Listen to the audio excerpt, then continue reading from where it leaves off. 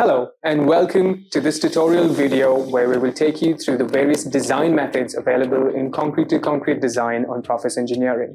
Understanding these various design methods is crucial for a safe and optimal design. So let's delve into the various design approaches available on the software.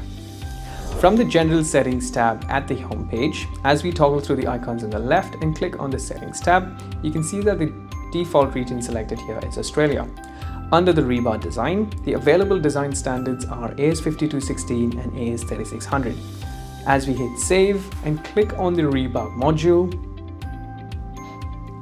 going through the various applications available to us, as we click on end anchorage and moving your attention to the right, the various design methods now activate the newly formed AEFAC Technical Note 8 Volume 2 along with AS5216 and AS3600.